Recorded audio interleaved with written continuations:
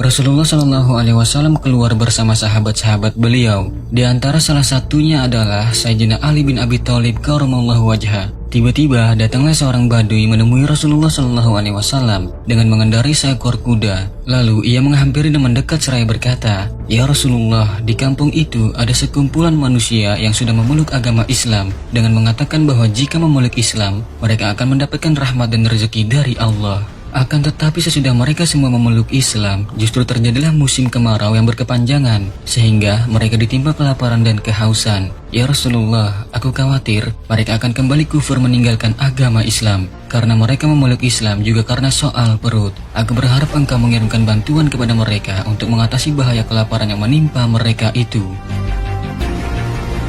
Mendengar keterangan itu, Rasulullah Shallallahu Alaihi Wasallam lalu memandang ke arah Sayyidina Ali bin Abi Thalib, dan Sayyidina Ali pun mengerti maksud pandangan itu. Kemudian Sayyidina Ali berkata, "Ya Rasulullah, sebenarnya tidak ada lagi bahan makanan pada kita untuk membantu mereka."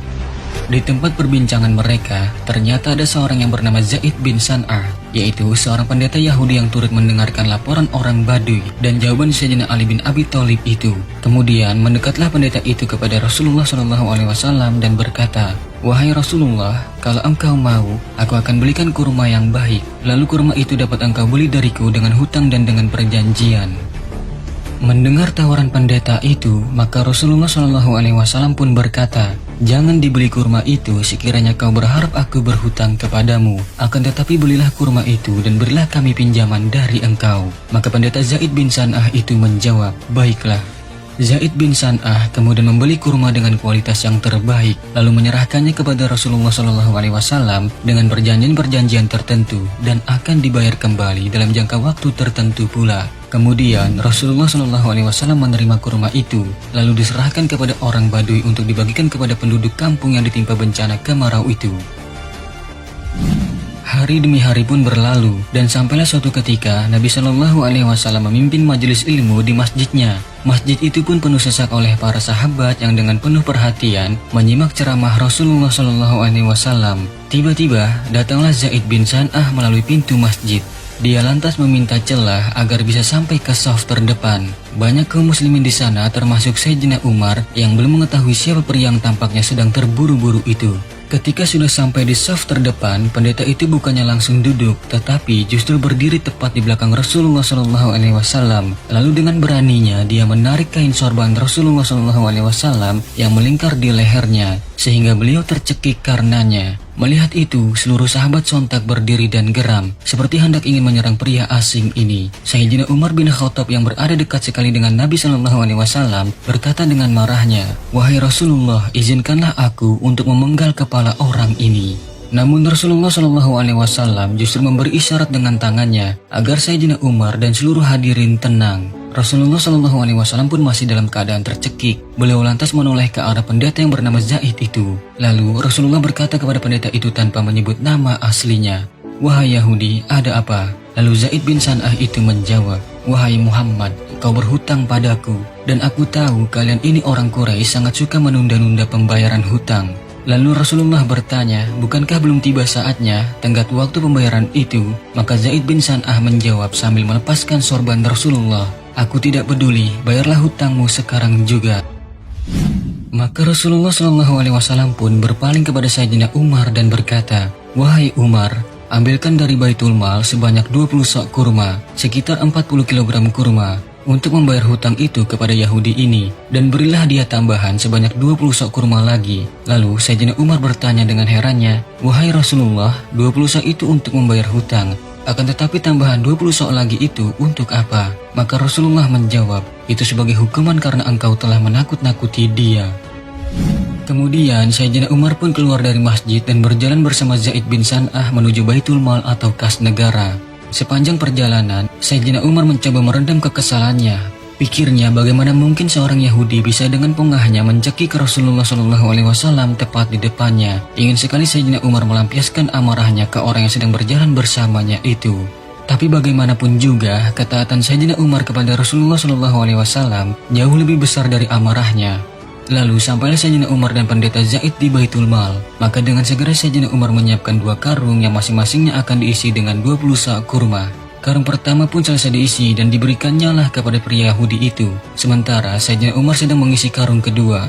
Lalu sang pencekik Rasulullah SAW tadi mencegahnya dan berkata, "Wahai Umar, tahanlah. Jangan kau masukkan kurma ke karung itu." Sayyidina Umar tidak peduli dan berkata, "Aku hanya melaksanakan perintah Rasulullah dan aku tidak ingin mendengarmu." Lalu pendeta itu pun berkata, "Wahai Umar, apakah engkau tidak mengenalku?"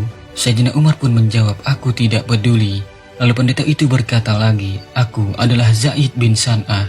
Mendengar pengakuan namanya, Sayyidina Umar pun terkejut, kemudian berdiri menghadapnya dan berkata, "Apakah benar engkau Zaid bin San'ah, seorang pendeta Yahudi yang ahli Taurat?"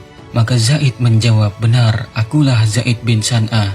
Lalu Sayyidina Umar berkata lagi, "Bukankah kau tahu bahwa Muhammad adalah utusan Allah?" Lalu pendeta itu menjawab, "Benar, aku mengetahuinya, akan tetapi, cobalah engkau pikir wahai Umar, bagaimana mungkin aku nekat mencekik dirinya di depan kalian umat Islam yang mengimaninya sebagai seorang nabi? Bahkan aku melakukannya seorang diri dan di dalam masjid kalian. Apakah engkau pikir aku ini sudah gila?" Sayyidina Umar pun bertanya, "Lantas mengapa engkau melakukannya?" Pendeta itu menjawab, "Sungguh, sebelum tadi aku datang ke masjid kalian, aku telah mendapati tanda-tanda kenabian pada diri Muhammad. Hampir seluruh tanda-tanda itu ada padanya. Hanya saja, masih ada satu tanda yang belum tampak jelas bagiku, yakni bahwa kasih sayangnya mengalahkan rasa amarahnya. Maka dari itu, aku nekat melakukan hal tadi. Aku tahu hutang Muhammad belum jatuh tempo. Aku sengaja memancing emosi Muhammad dan kalian para sahabatnya. Aku sudah bertekad mempertaruhkan nyawaku hanya untuk membuktikan kebenarannya. Adakah tanda kenabian yang terakhir itu pada diri Muhammad? Dan kini aku percaya ternyata benar kasih sayang beliau mengalahkan amarahnya. Maka saksikanlah wahai Umar, bahwa aku bersaksi Allah sebagai Rabbku, Islam sebagai agamaku, dan Muhammad sebagai nabiku. Dan aku bersaksi kepadamu bahwa aku telah menyedekahkan sebagian hartaku untuk umat Muhammad." Lalu Sayyidina Umar bin Khattab berkata, "Ini untuk sebagian umat Nabi Muhammad saja, sebab hartamu tidak akan cukup untuk dibagikan kepada seluruh umat Rasulullah." Maka Zaid bin San'ah pun berkata, "Ya, untuk sebagian umat Muhammad." Kemudian Zaid bin San'ah kembali menemui Rasulullah SAW dan menyatakan kalimat syahadatnya, "Asyhadu an la ilaha illallah wa asyhadu anna Muhammadan abduhu wa rasuluh." Ia pun beriman dan membenarkan Rasulullah SAW.